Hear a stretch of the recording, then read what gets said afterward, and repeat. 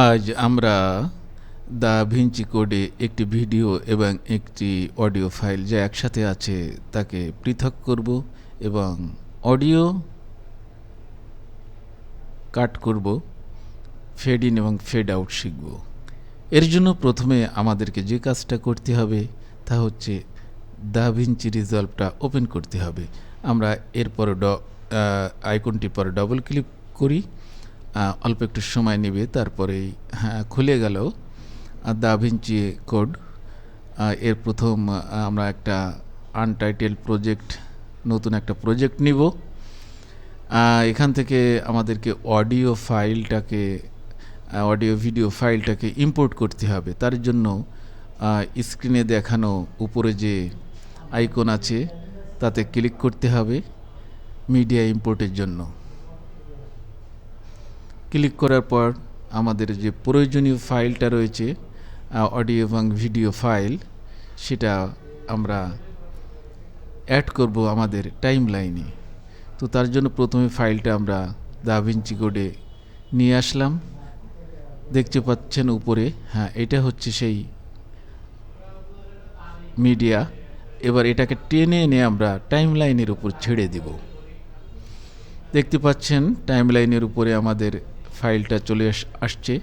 এখন এডিট করার জন্য আমরা নিচে যে এডিট বোতাম রয়েছে এই আইকনের উপর ক্লিক করব। দেখছেন নতুন একটা পর্দা ওপেন হয়েছে। এটা হচ্ছে দা ভিঞ্চির এডিট করার পর্দা, কাটা ছেঁড়া যা এখানেই করতে হবে। এবার আমরা একটা ক্লিক করলে দেখা যাচ্ছে যে উপরের ভিডিও ফাইলটা সিলেক্ট হয়ে গেল, চারিপাশে লাল চিহ্ন দেখা যাচ্ছে, এবং নিচে অডিও ক্লিক করলে অডিও সিলেক্ট হলো, দুইটাই আলাদা। তো আমরা লিঙ্কড সিলেকশন আইকনটিতে ক্লিক করে সেটাকে অ্যাক্টিভ করব, তাহলে ভিডিও এবং অডিও ফাইল দুটি একসাথে সিলেক্ট হবে। তো যেহেতু আমাদের ভিডিও ফাইলের দরকার নাই, তো ভিডিও ফাইলটাকে আমরা কেটে দেব। এর জন্য আমরা লিঙ্কড সিলেকশন চাবিটাকে ইনঅ্যাক্টিভ করে রাখবো একটা ক্লিক করলাম, চাবিটা ইনঅ্যাক্টিভ হয়ে গেল। এখন শুধুমাত্র ভিডিও ফাঁকা জায়গায় ক্লিক করে সমস্ত সিলেক্ট বাদ দিলাম এবং শুধুমাত্র ভিডিওর উপরে ক্লিক করে ভিডিওটা সিলেক্ট করলাম। ভিডিওটা ব্যাক স্পেস চাপ দিয়ে আমরা ডিলিট করে দিব। এখন ব্যাক স্পেস চাপ দিলাম, ডিলিট হয়ে গেল। এখন শুধুমাত্র অডিও ফাইলটা রইল। আমরা এই অডিওতে কাজ করব। তো অডিওটা আমরা একটু বড় করে নেই।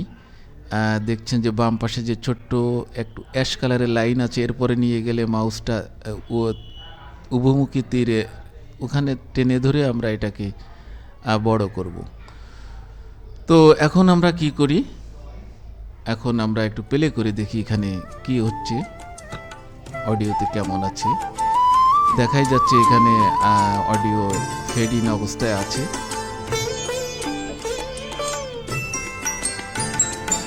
উত্তর বাই করুক শাসন, যাক ঘুচে যাক সবুজ আসন। তো আমরা স্টপ করে দিলাম এবং ধরে নিই এখানে আমরা অডিওটা কাট করব। তো কাট করতে যদি আমরা চাই অডিওটা ঠিক এইখান থেকে, তাহলে আমাদেরকে ব্লেডের উপরে একটা ক্লিক করতে হবে। যখনই ব্লেডে ক্লিক করব তখন ব্লেড চিহ্নটা চলে আসবে অডিওর উপরে। দেখবেন সাথে একটা লাল চিহ্ন, লাল দাগ, ছোট্ট একটা চিকন লাল দাগ রয়েছে। যেখান থেকে কাটতে চাই সেখানে নিয়ে ক্লিক করলে এটা কাট হবে এবং এটি কালো দাগ দেখা যাবে। আমরা শেষের দিকে যে আরও একটি কাট করলাম, অর্থাৎ একটা ফেড ইন এবং একটা ফেড আউটে প্র্যাকটিস করব। তো এখন আমরা কি করব, ব্লেডটাকে মাউস থেকে সরিয়ে দেওয়ার জন্য ব্লেডের বাম পাশে যে মাউস চিহ্নিত আইকন আছে ওটাতে একটা ক্লিক করব, তাহলে ব্লেডটা আর মাউসের সাথে থাকবে না। এই অবস্থায় প্রথম অংশ আমরা সিলেক্ট করলাম এবং ব্যাক স্পেস দিয়ে কাটলাম, দ্বিতীয় অংশ সিলেক্ট করলাম, ব্যাক স্পেস দিয়ে কাটলাম। এবার ফাইলটাকে মাউস দিয়ে টেনে এনে টাইম লাইনের প্রথমে রাখলাম।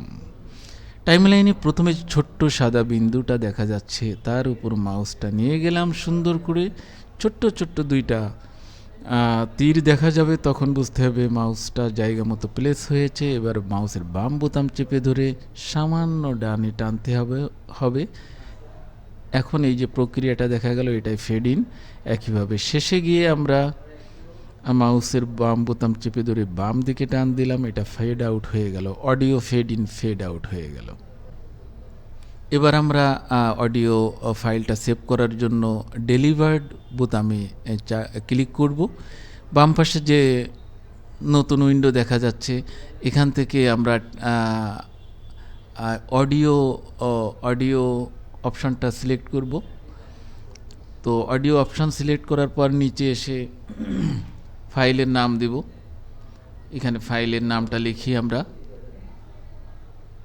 ফাইলের নাম লিখলাম। আর ফাইলটা কোথায় রাখা হবে সেটার জন্য ব্রাউজ বোতামে আমরা একটা ক্লিক করব। ব্রাউজ বোতামে ক্লিক করার পর ধরি ডেস্কটপের উপরে রাখবো, ফাইলের নাম যা আছে এটাই থাকুক। এই অবস্থায় আমরা সেভ করে দিলাম। তাহলে ফাইলটা কোন লোকেশনে সেভ হবে সেটা দেখানো হলো। এবার অডিওতে ক্লিক করলাম, অডিওর ফরম্যাট MP3 নিলাম এবং লাস্টে এসে এবার আমরা অ্যাড টু কিউ এই চাবিতে ক্লিক করব এবং ডান পাশে সর্বশেষে রেন্ডার অল এই চাবিটাতে আমরা ক্লিক করব। তাহলে আমাদের কাঙ্ক্ষিত জায়গায় অডিও ফাইলটা সেভ হয়ে যাবে। দেখুন রেন্ডারিং চলছে, অল্প সময়ের ভিতরে এটি সেভ হয়ে যাবে। এবার দা ভিঞ্চি কোডটি ক্রস দিয়ে কেটে দিলাম এবং এটা সেভ করব না, তাই ডোন্ট সেভ বোতামে ক্লিক করলাম। দা ভিঞ্চি কোড বন্ধ হয়ে গেল। এই ছিল আমাদের আজকের প্রজেক্ট। ধন্যবাদ।